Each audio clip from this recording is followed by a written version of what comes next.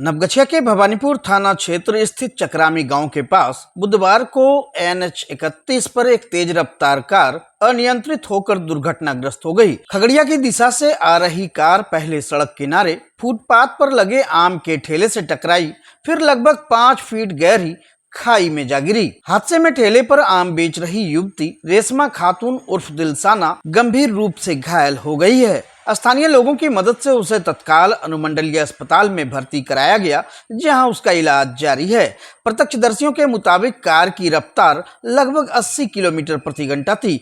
टक्कर इतनी तेज थी कि कार पूरी तरह क्षतिग्रस्त हो गई और सड़क पर करीब 50 मीटर तक आम बिखर गए। पीड़ित के पिता अशरफ अली ने बताया कि ठेले और आम के नुकसान से उन्हें 30,000 रुपए से अधिक की क्षति हुई है। वहीं घटना की सूचना मिलते ही भवानीपुर थाना की पुलिस मौके पर पहुंची और कार को जब्त कर लिया गया है और मामले की जांच शुरू कर दी गई है।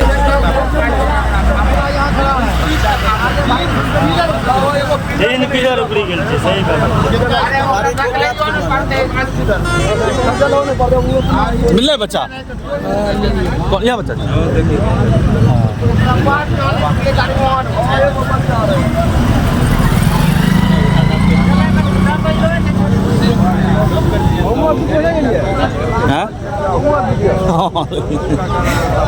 ठेला चकना चूर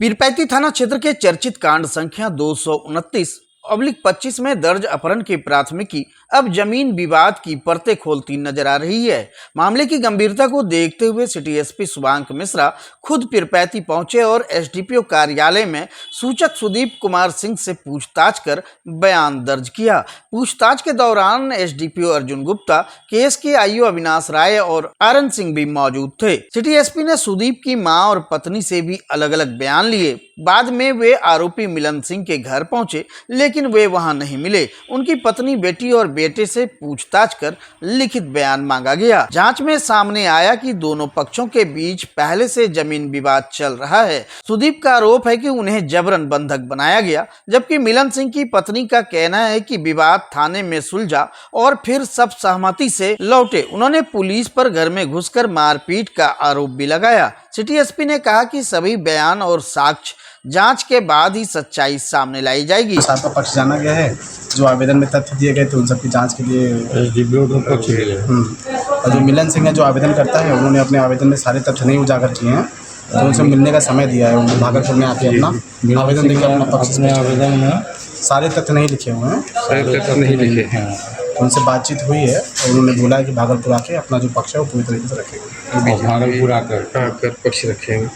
उनके भाई से सुदीप सिंह से भी बात हो गई। उन्होंने अपना पक्ष दिया, जो एफआईआर में उसी का सपोर्ट किया उन्होंने, और उन्होंने बताया कि पुराना जमीनी विवाद रहा है। इस संबंध में उन्होंने कोर्ट में भी एक केस करा हुआ है, सिविल मैटर। कोर्ट में टीएस नहीं। सुदीप सिंह ने अपना पक्ष रखा, तथा कहा कि जो बयान दिया प्राथमिकी में जो चीज़ें हैं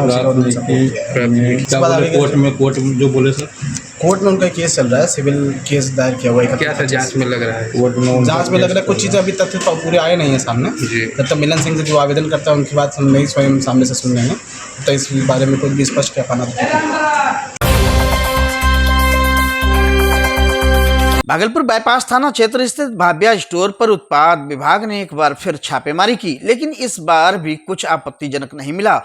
दरअसल विभाग को गुप्त सूचना मिली थी कि यहां ब्राउन शुगर व अन्य नशीले पदार्थों की अवैध बिक्री हो रही है, जिसके बाद अवर निरीक्षक गौतम कुमार के नेतृत्व में की गई छापेमारी में दुकान की पूरी तलाशी ली गई, पर कोई भी प्रतिबंधित सामग्री बरामद नहीं हुई। गौतम कुमार ने बताया कि रॉकी और बंटी नामक 2 व्यक्तियों पर संदेह जताया गया था, लेकिन जांच में आरोप निराधार पाए गए। विभाग ने लिखित रूप से पुष्टि की कि कुछ भी आपत्तिजनक नहीं मिला और इसकी प्रति पर दुकान संचालक के हस्ताक्षर भी लिए गए। दुकानदार रॉकी पांडे ने बताया कि पिछले 6 महीनों में 4-5 बार इस तरह की छापेमारी हो चुकी है। उन्होंने इसे एक सोची समझी साजिश करार देते हुए आरोप लगाया कि उन्हें किसी ने जानबूझकर फंसाने की कोशिश की है। अब सवाल यह लगता है कि क्या बार बार की जा रही झूठी शिकायतें पर भी कोई कार्रवाई होगी? क्या यह कानून का दुरुपयोग नहीं है? प्रशासन की अगली कार्रवाई पर अब सभी की निगाहें टिकी है। क्या कारण है? आपके यहाँ ही लगातार 3-4 बार छापेमारी हो चुकी है, कभी बाईपास थाने के द्वारा, कभी आबकारी विभाग के द्वारा, कभी एक्साइज के द्वारा। क्या कारण है? कोई पर्सनली दुश्मन है जो कि या तो पैसे दे करके या कंप्लेन कर करके, झूठा कंप्लेन कर करके हमको फंसाने का कोशिश कर रहा है। किसी पे कोई शक भी है आपको क्या? शक अगर सामने वाले दुकानदार पे शक हो सकता है, उनका इंटेंशन हो सकता है कि मेरा दुकान को नुकसान हो और उनका दुकान चले। क्या मामला था सर? जब बाईपास थाना के अंतर्गत कंप्लेन आया था हम लोग के पास रॉफियल बंटी के नाम से जी। और लोकेशन था अब आइस स्टोर जी। मैटर था कि sold brown sugar and wine and many types of drugs. इसलिए हम लोग आए थे, दल बल के साथ छापेमारी किए, वैसा कुछ उत्पाद प्रदर्शित नहीं हुआ। कुछ बरामद नहीं हुआ? बरामद नहीं हुआ। अच्छा, अपना परिचय देंगे सर? हम एक्साइज से हैं, अवर निरीक्षक गौतम कुमार। आपातकाल की 50वीं बरसी पर भाजपा द्वारा संविधान हत्या दिवस मनाने को लेकर भागलपुर के कांग्रेस विधायक अजीत शर्मा भड़क उठे। उन्होंने भाजपा पर तीखा हमला बोलते हुए कहा कि जिसने भी ऐसा निर्णय लिया है उसे पहले मानसिक इलाज की जरूरत है। अजीत शर्मा ने कहा कि 1975 में लगाया गया आपातकाल उस समय की राष्ट्रीय आवश्यकता थी। इंदिरा गांधी ने पाकिस्तान को 2 टुकड़ों में बांटकर बांग्लादेश बनाया। आज मोदी जी ट्रंप के डर से पाकिस्तान पर चुप रहते हैं। उन्होंने भाजपा पर जनता को गुमराह करने का आरोप लगाया और कहा कि जब देश में बेरोजगारी, महंगाई, महिला सुरक्षा जैसे अहम मुद्दे हैं तब भाजपा 50 साल पुरानी इमरजेंसी की बात कर रही है।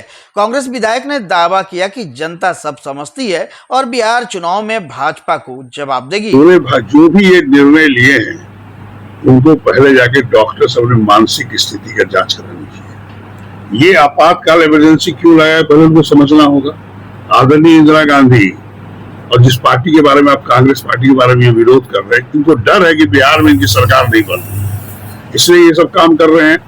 आप युवकों को रोजगार देने की बात आदरणीय नरेंद्र मोदी जी ने प्रधानमंत्री 2014 में बोला 2 करोड़ युवकों को प्रत्येक वर्ष रोजगार देंगे, एक भी रोजगार नहीं दिया उसकी बात नहीं करेंगे। महंगाई का आसमान जा रहा है, उसको छू रहा है, उसको नहीं बात करेंगे। महिलाओं को देखिए क्या हालत है, स्वास्थ्य सेवाएं क्या है, शिक्षा की व्यवस्था देखिए, उसको कुछ नहीं बोलेंगे। आप चले आए, इमरजेंसी जब लगा था उस समय की बात कर रहे हैं। इमरजेंसी उसमें देश की जरूरत थी और बीजेपी कुछ नेता को मैंने सुना है कहते हैं कि वो संविधान को ध्वस्त करने का कार्यक्रम था आपातकाल। ये बिल्कुल गलत है। जब इंदिरा गांधी जी ने पाकिस्तान पर अटैक करके 2 फाक कर दिया, बांग्लादेश और पाकिस्तान बना, ईस्ट और वेस्ट। आज आदरणीय नरेंद्र मोदी जी प्रधानमंत्री और पाकिस्तान पर जब अटैक करते हैं तो कुछ चुप हो जाते हैं ट्रंप के डर से। ये लोग भारतीय जनता पार्टी जनता को गुमराह करने की कोशिश कर रही है और बिहार की जनता इनको जवाब देगी। ये आपातकाल इमरजेंसी कब लगा और आज इसकी बात कर रहे हैं, वो क्यों लगा? कोई संविधान को, कांग्रेस पार्टी भारतवर्ष को आजाद कराने से लेके संविधान को बचाने का काम किया है। कांग्रेस पार्टी ने भारतवर्ष देश को आगे बढ़ाया अंग्रेजों से छुड़ा के। इसलिए वो जो बात कर रहे हैं वो जनता गुमराह कर रहे हैं। जनता सब समझ रही है। जनता इस बार बिहार में चुनाव में उनको जवाब देगी।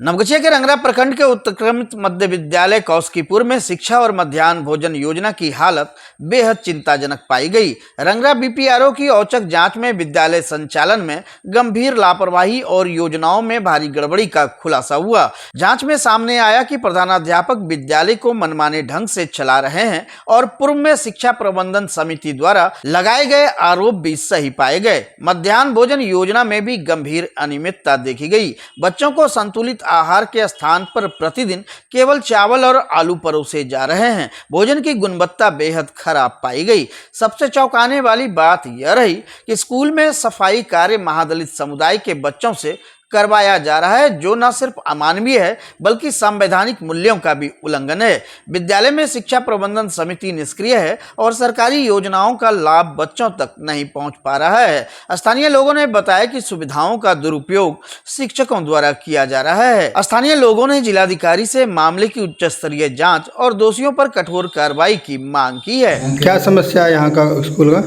स्कूल का समस्या है कि यहाँ पे हेडमास्टर करीब 15 साल से है 15 साल से एबव से है। यहाँ पे मध्याह्न भोजन में आलू और चावल छोड़ के कुछ नहीं देना है बच्चे लोग को।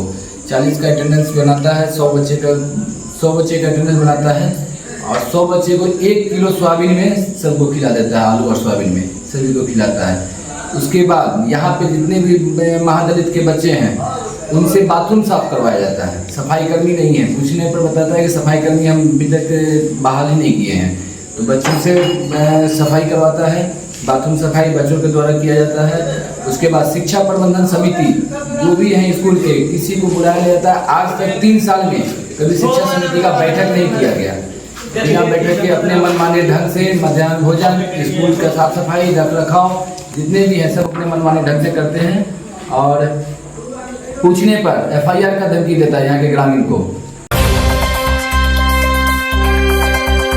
भागलपुर में आगामी विधानसभा चुनाव को लेकर प्रशासन ने तैयारियां तेज कर दी है। जिलाधिकारी डॉक्टर नवल किशोर चौधरी ने समीक्षा भवन सभागार में आयोजित प्रेस वार्ता में चुनावी प्रक्रिया को लेकर विस्तृत जानकारी दी। उन्होंने कहा कि निष्पक्ष और पारदर्शी चुनाव कराना प्रशासन की सर्वोच्च प्राथमिकता है। मतदाता सूची के अद्यतन कार्य को लेकर सभी BLO को स्पष्ट दिशा निर्देश दिए गए हैं। DM ने चेतावनी दी कि सूची में किसी भी प्रकार की लापरवाही बर्दाश्त नहीं की जाएगी। जिलाधिकारी ने बताया कि घर घर जाकर मतदाता सत्यापन कराया जा रहा है। उन्होंने आम जन से अपील की कि वे अपने नाम, पता और विवरण की जांच अवश्य करें और त्रुटियों की सूचना BLO को दें।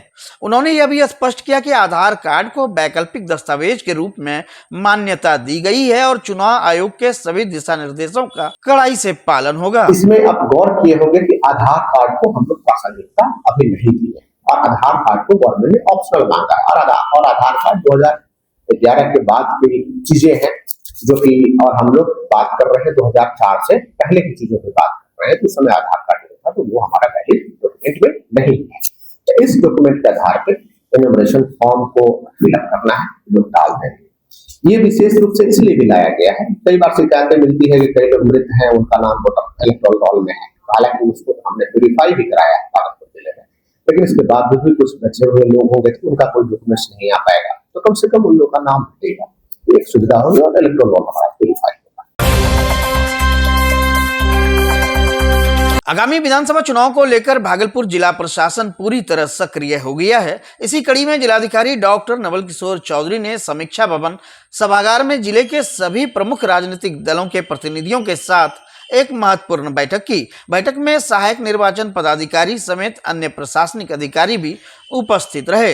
DM ने शांतिपूर्ण, निष्पक्ष और पारदर्शी चुनाव सुनिश्चित करने के प्रशासनिक संकल्प को दोहराया। उन्होंने बताया कि मतदाता सूची के विशेष संक्षिप्त पुनरीक्षण की प्रक्रिया जारी है और इसमें राजनीतिक दलों की सक्रिय भागीदारी अपेक्षित है। DM ने अपील की है कि सभी दल अपने स्तर से मतदाताओं को जागरूक करें ताकि कोई भी पात्र व्यक्ति मतदाता सूची से वंचित न रह जाए। उन्होंने यह भी कहा कि जनप्रतिनिधियों का सहयोग लोकतंत्र को मजबूत करने में अहम भूमिका निभाता है और चुनाव प्रक्रिया की सफलता इसी भागीदारी पर निर्भर करती है। उस निर्देश से सभी राजनीतिक दलों के प्रतिनिधियों को अवगत कराया गया है और उनसे सहयोग की अपेक्षा भी की गई है कि लोगों को भी जागरूक करें। हमारी टीम जागरूक कर रही है और उनसे ये भी अनुरोध किया कि ग्राउंड लेवल पर वो भी लोगों को बताने का काम करें, क्योंकि हमारे यहाँ 23 लाख से अधिक वोटर्स हैं और हमने समस्त अपनी मशीनरी को भी लोगों को जागरूक करने में लगाया है ताकि हमारा कोई भी सही व्यक्ति